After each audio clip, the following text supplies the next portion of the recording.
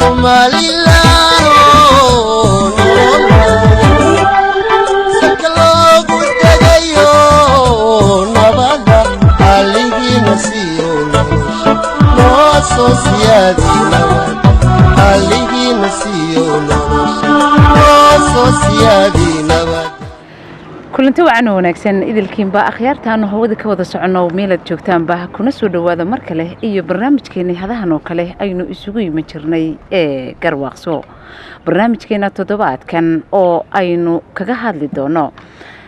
shirkii wadamada ku bahoobay urur goboleedka igad ee dhawaanta ka qabsoomay dalkaynu jaarkanahay ee Soomaaliya iyo qodobadii ka soo baxay sidoo kale doorashooyinka dalka Somaliland la filayo inay ka qabsoomaan 2017 ee baarlamaanka iyo madaxtooyada oo iyadna la kala qaaday isla markaasina baarlamaanku ansixiyay iyo aragtidii ay baxreeda beesha caalamku iyadna ay ka qaadatay iyo jawaabtii ay ka bixisay arrimahaasi ayaynu ku falanqayn doonaa barnaamijkeena toddobaadkan ee garwaaqso barnaamijkeena toddobaadkan waxa inoogu martiya Cabdilaahi Cabdi Xaaji Cumar oo aad wada garanaysaan xilal badan ka soo qabtay taariikh ku leh dalkani Jamhuuriyadda Somaliland 12 toona aynan ku kulmin barnaamijkeena maantana martiino ah oo aanu ka xog wareysanayno arrimahaasi barnaamijkeena toddobaadkan uu daaran yahay Cabdilaahi waan ku soo dhaweynaynaa ku soo dhaw barnaamijka waad mahadsan tahay oo ku soo dhawaado waayahay inagoo googoosan doona sheekooyinkaan soo sheegay dhacdooyinka runtii oo aynu ku noqon doono taariikhda dalka Jamhuuriyadda Somaliland inagoo oo dulmar ku sameyn doona dhawaanta waxa dhacay shirkii igade shil lagu qabtay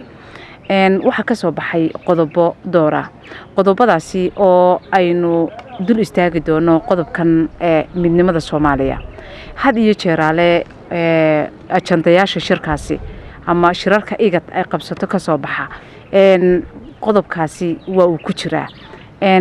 talo waa maxay sababta Cabdilaahi ay ugu soo daraan iyo waliba tan maanta oo aad moodid kuwii hore inay ka xamaasad badnayd assalaamu calaykum marka ugu horeysa waxaan halkan intaanan jawaabin tacsi uga dirayaa ehelkii qaraabadii iyo qoyskii iyo qaranka ummadda Somalilandba geerida maanta uu geeriyooday maanta oo bishu tahay 18 Cismaan Cabdilaahi Cigaal Allah u naxariisto isbaanidii ku magac dheeraa uu London ku geeriyooday waqtigii 12 waxay ahayd inana labadii waxay noo ahayd ay naftu ka baxday tacsi baan u dirayaa qoyskii carruurtii iyo ehelkii uu ka tagay iyo ummadda Somalilandba waan uga taseenay isna Ilaahay samriye baan naga siiyo isna Allah u naxariisto haddaan jawaab u soo noqdo jawaabta aad weydiisay runtii waan dhageysanayay waxay ahayd arrin had iyo goor way dhacdaa arrintaasi marka shir la isugu yimaado dalka loo martidaya had iyo goor qoraalada soo diyaarsada marka iyaga diyaarsaday daladana way soo sheegaan wax afku iska bartay ay ahayd laakiin haddaan nuxur ahaan u eego dalalka igad saddex dal baa joogay oo Soomaaliya shantii loo qaybiyay saddex ka mid ay Jamhuuriyadda Djibouti oo maanta dawladda oo Jamhuuriyadda Djibouti oo safaraan Somaliland ahayd Ethiopia oo dhulka ugu ballaaran Soomaaliyeed raacsan yahay oo deegaanka Soomaalida Ethiopia iyo Kenya oo waqooyiga bari amba elifdii dhulkii la oran jiray raacsan yahay marka midnimada Soomaaliyeed la leeyahay Soomaaliya inagu marna ma inaan noqon Republic of Somalia ayaynu ku midownay Somaliland oo ilaa tan xorowday iyo dawladii Italian Somaliland oo yana koodii July xoroobay midnimada inaga geeno historyada waa laga dharagsan yahay afka iska bartay in Soomaaliya la yiraahdo inagu marnaba Soomaaliya ma inaan noqon Soomaalida waa muqaddas midnimadeeduna de marka la yiraahdo nuxur ahaan ujeedada way ina sheeganayaan laakiin ereyga Soomaali weyn iyo Soomaaliyan kala qaadaya Soomaali weyn inaga lafteena barano Soomaali weyn kuma jiraan ilaano Soomaali weyn ma aha Muqdisho waa shantii Soomaaliyeed ee gumaysiga qeybiyo la isu keeno ereyga inaga wadnay dawladda Ingiriiska bidxoob waday oo Greater Somaliland Ingiriiska waday dagaalkii labaad adduunka markuu socday taariikhda dadka dhalinyaro xarga badkeenayn Ernest Bevin oo markaa ahaa wasiirka arrimaha dibadda xisbiga Labour markaa ka talin Ingiriiska ayaa fikradda keenay geeska Afrika oo Ingiriiska gacanta ku hayay dawladda boqortooyada Itoobiya waxa qabsaday Talyaaniga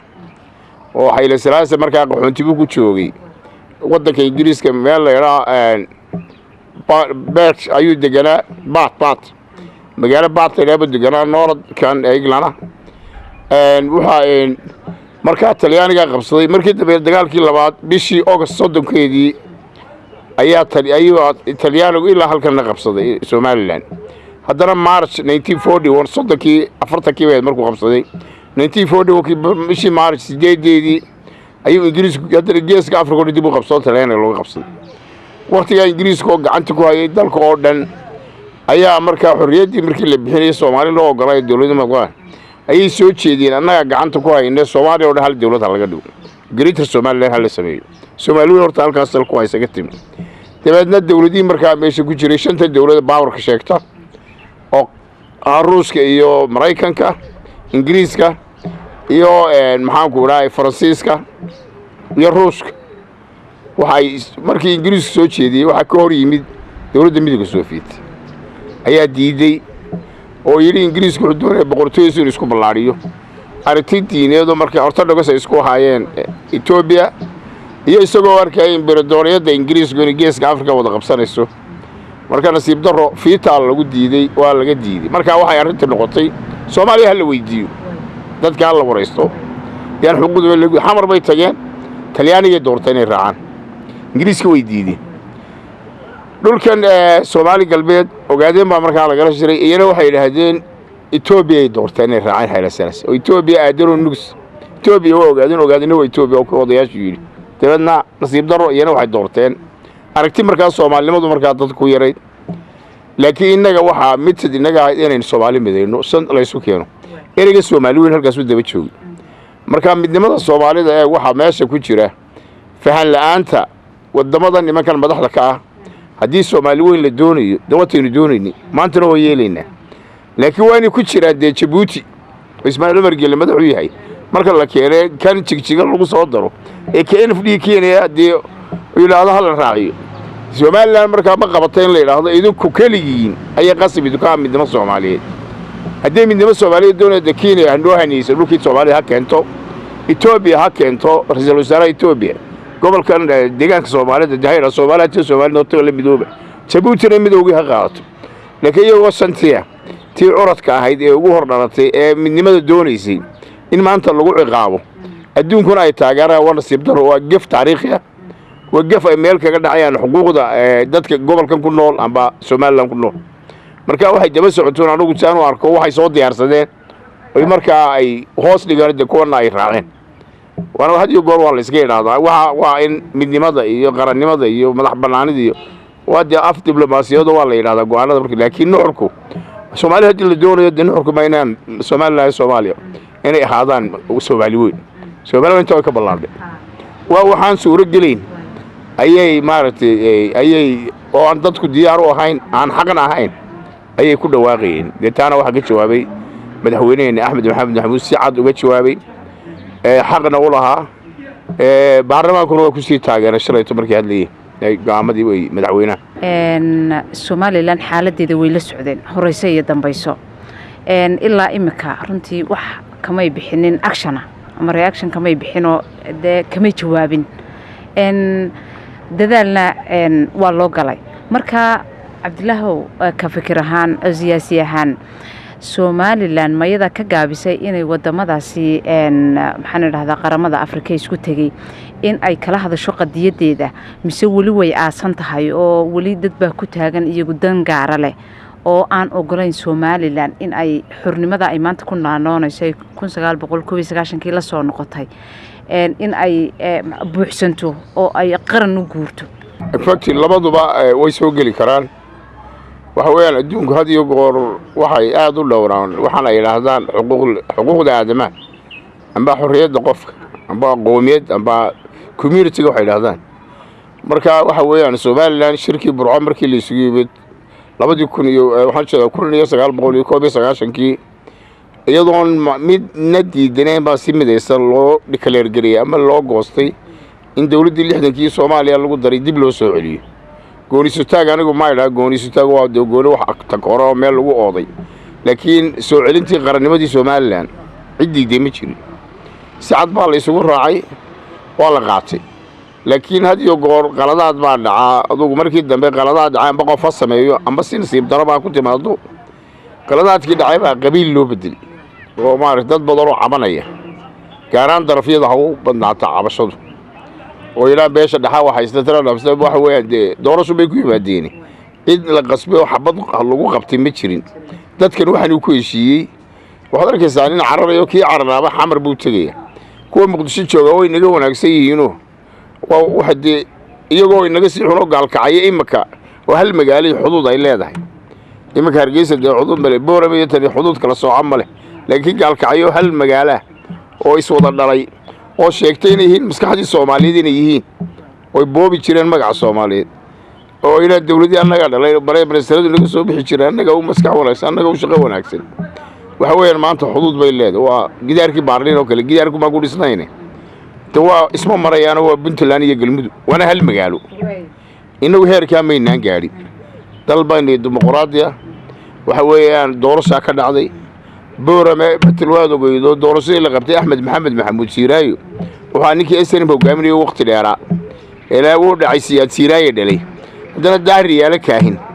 oo sarkaal NSS ahaa oo qoladii dawladii la ridayay ka tirsanaa ayaa haddana foodka ka helay waxay muujinaysaa dimuqraadiyadda ugu wanaagsan ay tahay wuxuu kaga helay wali 80 cod ayuu kaga qaaday waxa weeyaan marka halka adduunku inuu qiimeeyo waxyaalaha marka nimka alla yaabanay kuwa ku cabanaya leh metal reer baa haysta daariyaal 8 sano xukumayay dalka marka waxaan leeyahay Somaliland anigu dhaliil dad gaar ah ulama jeedo laakiin cabashooyin badan iyo qaylo badan oo meesha qaban oo xaq ahayn ayaa had iyo goor dhawaaqda iyana waxa ay dhageystaanayaan dadkii qaar baan tabanay hal la qanciyo amba dee hal raali geliyo taasi mararka qaar kood waxa keenaysa wax sharci oo legal oo yaala dawladda inay arkaysa inay ka leexato waa imka doorashada ugu dambeysay wadigii weydiiyay sharci baa leeyahay umadana sharci bay ku dhaqmaan sharciga waxa weeyaan umadan gobol dhanba qayliyo mar qolo suldaankii caaqilkii kiira kii siyaasiga af qabiilkii sharciga sameeyay laftiisi ayaa halka u baxay oo caytamay oo reero hanjabay oo la ilaa qaaxa wax laga keeno laga deebeel qaaxa laga soo duran oo garan maayo cid la caburiya ma jirto cid wax lagu sameeyo ma jirto runta inuu sheega wanaagsan nin MB oo isagu kii sharciga sameeyay sharcigu sameeyay haddana inuu ka hor yimaado waliba caytamo waliba waxaan meesha qaban waa la barooran waa la dhiman waxaan meesha qaban soo galiyay waa arrin aad u foolxun waxyaalaha ummadduunku ururnaya waxaasaa ka mid ah laakiin reality aan iyagu hoos ma baarayaan ma eegayaan cabasho runay moodayaan dadkan in dhibaato loo geystay waxa kale yar caawinaysa dad dalka u dhashay anigu wax waan diidi karaa maamul ma diidi karaa laakiin wadankayga aan ku dhashay hooyo inaan ka dudoon soo baabiyo dibadda uga baxma oo ninkii cadawga ay diidana amba afkaarteeda diidana ay aasayeen aan u noqdo oo ku guriga noqdo meesha qabta ma waxa weeyaan iyana waxa factorka Soomaaliland aqoonsiga dibadda jiidaya kuwa imka ka ashkitoonaya Soomaaliland baan matalayna iyagu cidna matalin ila kuraasi baan lagu yeeray maanta heerkii marayaan aayeen waxa Puntland iyo idinka siman aqalkii odayaasha koobiyo balsi waxa xaqni waa sheene ogolaada laba dalo iyagoo isu tagay koona kasta haado amba isaaqaad amba dhulbaantaad amba sabaroolaad ninka halka jooga Somaliland deeyana Soomaaliya hay Italian Somali British Protectorate Somaliland bana wariyabo isu gulino dalkoodii bay u wada dagaalamayaan inagu wax kasta aan kala tirsan inaan keenay isugu nimaadno waynu wax qorsheysano tay naga maqani waa taa diba loo wada xaqay ku dudayaan taasina factor bay noqonaysaa huriya faru keenaysa amba aqoonsiga laftiisi calaamad su'aal saaraysa waxa ayana kale waxa gudahoon samaysanayno bedel waxba la gaaraya baarlamaanka gaaraya madaxweynaha gaaraya markii waxa loola cararaya bulshada international community ayaa loola ordaya ya marka taasi lafteeda iyana dhibaato ku keenaysa waxay teero adigu baad dabaysanaysaa dad qayla diran oo ay rutugoodan u waran oo kale waa jabnay waa banay dil lagu ma yimaadin waxa soo dhibay waxyaalaha maartay huriya farka u yeelay Soomaaliland inta ay u yeelaan wax dhaliilo u keeni kara qarannimadii Soomaaliland 1960kii weynagii calanka geynay Soomaaliya koonfurta Soomaaliya oo markaa ay xorriyada qaadatay waaga labada dal ay isku tageen heshiis ma sameeyeen ama saxiix ma yeesheen ay wadajir u wada saxiixeen isla markaasina yaala maxaa qaramada midoobay ma jirin heshiis laba dhinac wada saxiix la isla galay wax lagu heshiiyey oo leeyahay ku midoobayna ma jirin haddii laga tagi waado innaga xaggeena ayay afar oday seexeen oo siyaasiyiintii cigaal iyo saddex rasuul oo kale ayaa seexay cali garaajama iyo maxamed goore axmed kayse iyo cigaal iyo sheekh ibraahim nuur oo dila laga doortay afartaasaa seexay heshiis ay leeyihiin ma heshiis midnimadii inaynu gallo midnimadii iyagu seexeen oo dee somalilan bay ku seexeen laakiin xaggaa wax labadii dal inta laysu tegey act of union la yidhahdaa ama xeer midnimo marna ma dhico lama soo laba goor buu wafti tegey intaan la israacin markii hore waxa la israacnaa la doonaya intaan laba xoroobin naga noqday yidhaahdeen hadal xataa markaasii hayay meesha wixii laba qaawan isma qaadee idina dawladdiina dhista anana taayada dhisano way soo noqdeen nimankii waxa la laayay baa layidhi been bay sheegayaan wafti kalaa la diray maxaa doonaysaa midnimadii baanu wadnaa yalla hore soo qortay wiil waxaan isku raacno gebiyow nin la yidhaha baa xagga sharciga kaga taliya isaga waxay dhahay bilaa shuruud waxaanu doonaynaa ma jiro way isdhiibid qaladka koowaad halkaasuu ka bilowday dee marka daa iska kaalaya bay yidhahdeen saasay ku dhacday wax walba waa kuga qaatay caasimaddii madaxweynihii ra-iisul wasaarihii ra-iisul baarlamaankii maxaanku idhahay wasiirihii dibadda kii gudaha taliyihii ciidamada militariga kii booliiska wax kasta markaa qaladkaasaa dhacay lixdankii markaa koob iyo lixdankii aftidii la qaaday midnimada dastuurkii la isku raacay la sameeyey somalilan waa laga diiday majoritykood waa diiday dadku marka waxa weeye kaas dastuurkaasa la isku raacay dee tiradii madaxamar bay ahdo koodun baa la tiriyey kan lama eegin marka waa dastuurkii waa la ansixiyey baa layidhi markaa waxaa dhacay haddana inqilaab 61kii koob iyo lixdankii xasan kayd iyo saraakiil ka tirsan oo isagu hogaaminayey inqilaabkii fashili bay haddana ku xigay waxaasoo dhan waxay muujinaya inaan marnaba midnimo aan dee dhacday oo lagu heshiiyo wax lagu isku raac inaanay jirin halkaa miynaan odhan karin somalilan waxa ugu jirtaa in ay iyagi doontaan xaqii ay u lahaayeen in ay qarannimadooda ay beesha caalamka ka mid noqdaan xataa ka horraysa qarannimada laftii anu mar kastoo hadlo waan sheegaa meelaha aynu dee qalad ku leeyna way jiraa marka la hadlaya had iyo goor wax le waa nala laayey waddanka iyagaa la burburiyey waxa genocide baana lagu sameeyey taasi anu waxaan u arkay adduunku priority ma siinayo maanta waxaa ka dhacaysa waad aragta Syria ruuskii waxa wada duqeynaya Maraykan dhan Daacish baa ka duqeynaysa dhan ciidamadii Suuriya ka duqeynaya shacabkii dhamaaba baabay marka wax la isugu garaabaya ma day waa la isugu dilay adduunkii meel walba bambi iyo qarax baa ka dhacaya laakiin ta imka had iyo goor aynaan anigu markaan hadaba aan sheego waxa weeye war 60kii midnimada waxa isku kaayo xidhay nimankan shanta Soomaaliyeed in la keeno shantii hadii la waayay Yurub oo idinkaana qaybiyay EU dinna nimankan Yurub iyo idinkaana qaybiyay dee amba shanteedii isku kaayo keena oo midowno oo uradka aan xudunta Afrika kale lagu soo dara hadii kale si dambi gaaray kamaana gelini inan yar baa la yiraahdo xuquuqdeeda maalintii 16 jir noqoto choice-keeda samaysanaysa dee dalka meel kaga dhicinaana xaq baan u leenahay dee inaanu gooni ka ahaana noo daayo waxay egta beeshka maqrawaata laakiin waxa lagu doodaa mar walba dalkayga waa la burburiyay madaafiyada la dhacay dawladii cashuurta laga iibiyay dib u duqeysay magaaladii daway dhacdo waa tabeel walba duqeynaysa marka qodobka daciifka hadii goor lagu doodaa waa qodob ajandaa meel walba hadii la geeyo Ismaaciilow ayuu bidal lagu soo wareejiyay gobolkiina iyo lagu soo wareejiyay war waxooda naga daayay la oran la Ingiriis oo aan qaybiyay Faras Talyaano idin kana qaybiyay Soomaali mideey qodobka la qabsan kare faalidi waa ka hadii taa lagu waa siyaasad maxkamadda adduunka jirta teeba iyada la tigi kara waxaad ogtay midowgii Soviyeeti dawladda in la kala googo caalamka waxay qaar baa yiraahdaa waxa weeye globalization adduunkii baa midoobaya igad baa laba dawladood imka gooyeen koonfurta Suudaan dee Suudaanta goleen baa laga jaray Eritrea waa goday waa igad baa labaasi ka baxeen lix dawladood igad toddobaad maanta maalintii iyo laba ka baxday dee Soomaaliland markaa godob gaaray ka gashay ma jirto waxa weyn ku sheegay dalkan Afrika markii la qeybay Afrika partition la qaybsanayay dalkii saddexaad ee political meesha ayay noqon waxay naga horeeyay dalka la yiraahdo South Africa iyo Masar wax qariidad maal sumad maamo dal loo aqoonsay oo territorial intaas waddankaas magacaale Soomaaliland dalkii saddexaad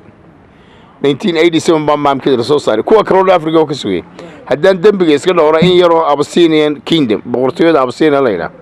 ayaa Gondar iyo Goojob gobolka Highlandka Ethiopia ayaa dhibacyo maam ku yaala inta kale Afrika waa midow isu furan saddex dal baa jira marka haddaad eegto xitaa dawladaha seniority waxay dalkii magac yeeshay saddexaad Afrika markuu gumaysigu qaybinayay marka inaga inagu xulantay deeseen ku dagaal galo meel looga baahay madfac hadaad baastoolada tagto waxba maartay waxba guul kuma keenaysid marka dialogue lagu hadlayo anu Rayaan Cabdilaahi waxaan qabaa in loo bedelo lagu doodo Soomaaliland isu keenin taasaan u tagnay midnimada waxaa jirtay in Somaliland iyo Soomaaliya wada hadallo in muddo aaba u soo socdeen inkastoo waqtigan aynu joogno imika ay hakad ku jiraan wada hadalladaas oo wax natiijo ah laga keenin wada hadalladaas waxa marti gelinayay dalka Turkiga waynu ognahay inaanu dhexdhexaad ka ahayn maxaa aragtidaada siyaasi ahaan maxay kula tahay in talaabo xigta la qaado oo maxaan raahdaa balsi isbedel ay u keenaan wada hadalladaasi oo ay loo midho dhaliyo in talaabo sidee la qaado horta wada hadalka waagi hore wala diidi jiray laakiin Axmed Maxamed Maxamuud intii Siraayi madaxweyne la doorto madaxweynaha noqday wuxuu keenay in la wada hadlo taan wada hadal waan heshiino hadii la wada hadlo wuxuu baa la isku fahmay waxa way horta in la wada hadlo ma xuma golayaasha sharci dejinta waa la ansixiyo qaran ahaan waan isku raacnay xisbi mucaarad maxaafid dawlad mid kasta oday labada gole waa la ansixiyo baarlamaan iyo xukuumadda waa la isla qaato legal baa laga dhigay la wada hadlo laakiin habka loo wada hadlayo tii aan soo sheegay waa koow cidda dhexdhexaadinta sameynaysa waxay tahay cidna neutral wayna haato idin dhaxa Turkiga waa partial dhinac buu la socdaa ma aha dhexdhexaad sababa ku qasbay wadankiisa waxa la doonayaa BKK baa doonaysa Kurdishka oo sida Soomaalida shan loo qaybiyay nasiib daro shan baa loo qaybiyay Soomaali shan baa loo qaybiyay Kurdishka shan baa loo nation la baabiyay Soomaalidu waxa ku loontan saddex bay cadaan qabsadeen oo ka tageen Europeanki oo Soomaaliland iyo Djibouti iyo Soomaaliya Ingiriis iyo Talyaani iyo Faransiis ka tageen laakiin dawladdan ka tagin oo matal Ethiopia oo kala waa ku keenay Djibouti oo ku haysta waxa u jeedaa NFD iyaga siyaasadda shan meelood dalal ku hareeraysan derisgeenu baa loo qaybiyay inta ugu weyn waxa qaadatay Turkiga inta ku xigta Ciraaq baa la raacay inta saddexaad waxa la raacay Syria waxa la raacay Iran barbaa la siiyay midowga Soviyeeti markay jabir buu qaato laanka way kala qaybsan midowga Soviyeeti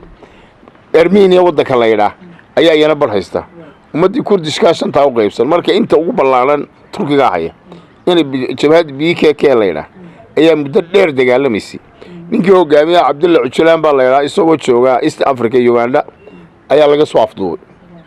ciidamada Yuhuudda ka caawiyay way soo qabtay saduuq baa lagu riday isagoo suuxsan ayaa laga dejiyay Turki Ankara soo jeelin ku jiro xidhan buu sarkay soo kacay dil baa lagu xukumay imaka madaxweynaha nimaka ayaa ugu bedelay xabsi daayim wadarkiisa dayurada Naabal iyo qumruda maalub lagu garaacayna way dagaalamay ku wax qarxinaya dalka sidaas ula dagaalamaya dad xorriyadiisa doonaya dalka loo sii kala go'aamo oo golo ma caawinayo dhexdhexaadna kama noqon karo mid kale Soomaaliya markaad eegto Soomaaliya u dacado waa ka dhisay wax walba uu sameeyay dhan walba ka dhisay tacliinta security-ga horumarinta magaaladii wadooyinkii wax walba uu sameeyay isbitaallo inaga waxba inoo muuqan marka waxa weeyaan dhaxinoo maaha waxa weeyaan waxa oran lahaa laga digi rogto Turkiga amba dawlado kale oo aan ku kalsoonahay waliba kuwa dariska aan nahay oo xoogaa arintan oo ah waa inay soo galaan laakiin sida imika ku socdo anu waxaan u arkaa inayna ahayn wax lala wadi karo oo dhax ahaan kara ma aniga aragtayda igu muuqato waatii maxaan idhaahdaa doorashadii dib loo dhigay beesha caalamku inaga arkaynay maxaan idhaahdaa inay diideen oo ay doonayaan in waqtigii ay wada dhacaan maxaan idhaahdaa labada doorasho meelaha qaarkoodna laga soo dhaweeyay waqtigiyo kooban saami qaybsi iyo maxaan idhaahdaa cabashooyin ka imanaya gobolada qaarkood Cabdilaahi taasi beesha caalamku saameyn ma inagu yeelan kartaa waayo waxaynu qoraalkooda ka arkaynay inay yiraahdeen in xidhiidhkii Somaliland aanu la lahayn inay yareyn doonto in hoos loo dhigi doono waxyaabo qodobada noocaas oo kala ku qornaa taasi saameyn ma inagu yeelanaysaa intaana ka joogay mas'uulkii ugu horeeyay ku dhawaaqay maartay doorashada madaxtooyada la qabanaya anigu waa maalintii waana inta xogaal wataan ay maahan intaan madaxweynuhu soo saarin go'aanka madaxweynaha waxa la siiyey mandate buuxa eeg markay wax dhacaan beesha caalamkuna way ogey qarsoodi kama ahayn isna mas'uul qaran weeye xisbiyadu way go'aan bay gaadhay waxa madaxweynuhu xisbiyada komishiga doorashada civil society-ga xukuumadda madaxweynuhu hogaaminayo goobjo waan fadhini waxa la awood buuxdaan ku siinay go'aanka saam qaybsiga iyo say kula noqoto adigu taad gaadho ayaan ogol go'aanka adigu gaadh dawal la sii Soomaaliya waxa gardabadeed go'aashan inaad wixii aad bixisay mandate-ka aad siisay maalintii la go'aamiyay haddana doorkii markii madaxweynuhu soo saaray go'aanka iyadoo waxba la ogeysiin waxaan maqlay cambaaray ka timid xisbiga mucaaradka ee wadani doona siib daro waxa weeyaan waxa ay meel wax diga wadi yeersi waxaana ba marka hore diido mowqif iska taag ama de marka dambe ogolo bulshada caalamka international community-gu haddii marka inay yaro ashkatooto waxay leeyahay gabadha hal la dhageysto waa shaqadooda laakiin innaga ula tagna iyagu haddayna faragelin oo arkaan inay isku duuban waxaan wadano kuma soo faragelinayaan waa ashkata xageenu ka tagtaba iyaga ka hadlinaysa marka aanu taaraygan ka qabo waxa weeye war madaxweynaha mandate baa siiseen idinka ogolaaday yiri madaxweynuhu soo saar haddii la ogolaaday imika waa sharci oo laga baarlamaankiina waa ka shalay ansixiyay in sideeda lagu qaato waxa madaxweyne soo go'ay xisbiyadiisna ogolaaday civil society ogolaaday dawladda ogolaatay deneeshigii dalka ummadii dalka intii hogaaminayso dhan baa isku ogolaatay marka haddaynu isla ogoleen meel iyagu oran karaan waxa isku ogolantii annaga khilaafda dhex dhigayna bulshada caalamku xaq uma laha waxa weeyaan qoladan deeqda bixisa ayaan annaga heshiiska la soo galay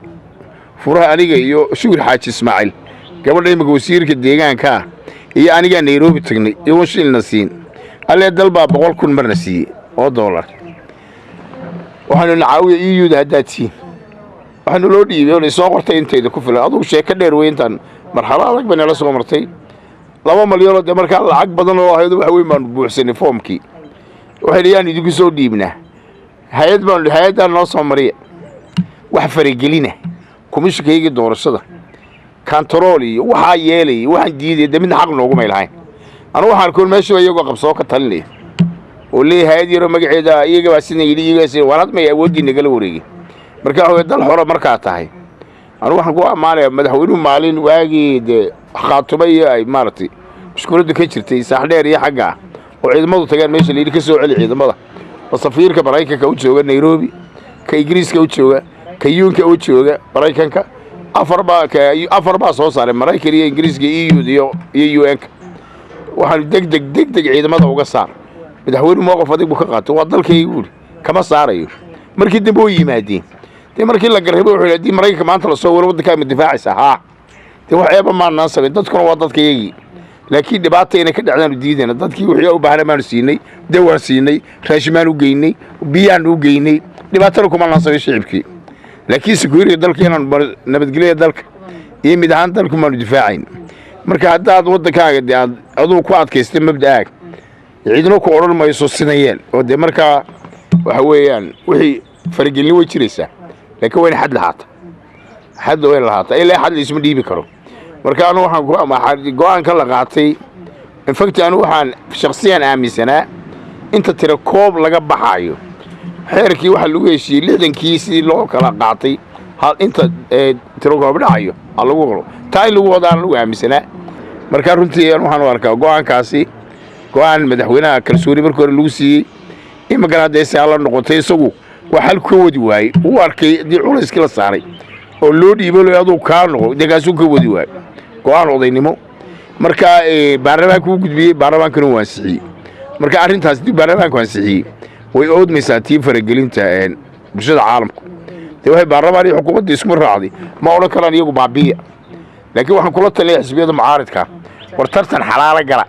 laakiin wixii qaranka horiyo fal iyo faldaloyn oo yeelay ciidaheena dibadda u saareen intaasaan kula talin lahaa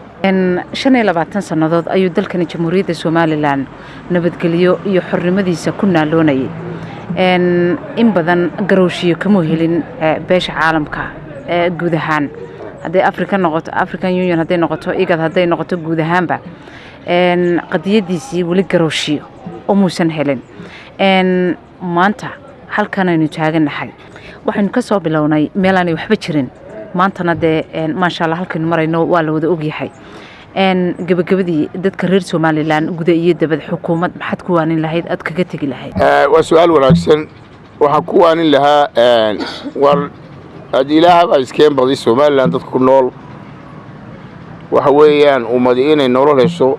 cadaalad hesho hor u kac hesho nabadgelyo hesho waa laga maarmaan inta baa u baahanay inta waxa wasaliga cadaalad ilaaha baa cadaalad say cadaalad in cadaalada lagu dhawaado waa qodob وعيد مسؤولية هايس وحنو سوي شيء عدالة إن ضدك حلو قيديو لو جارسي وقدر كواد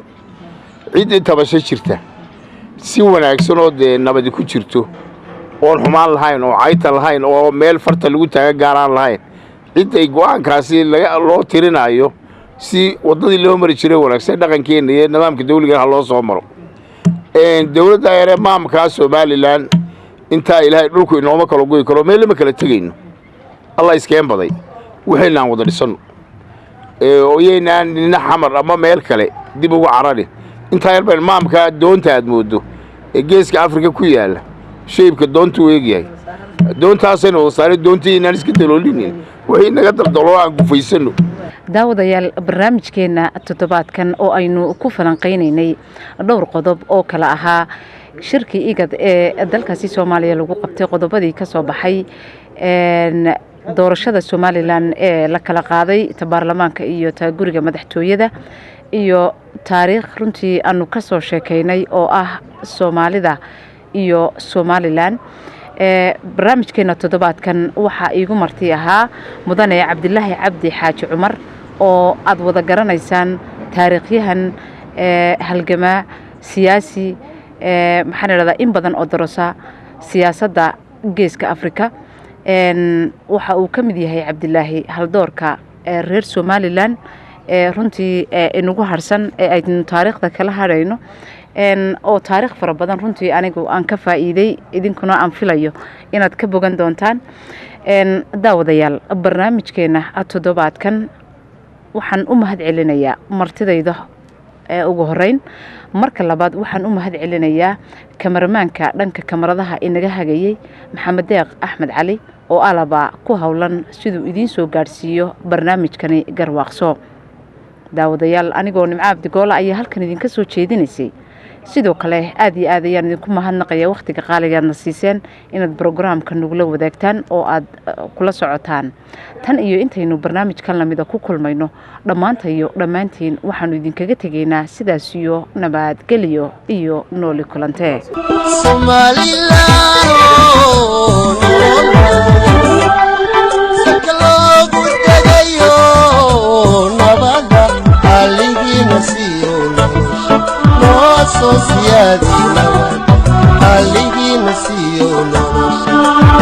Sociedade,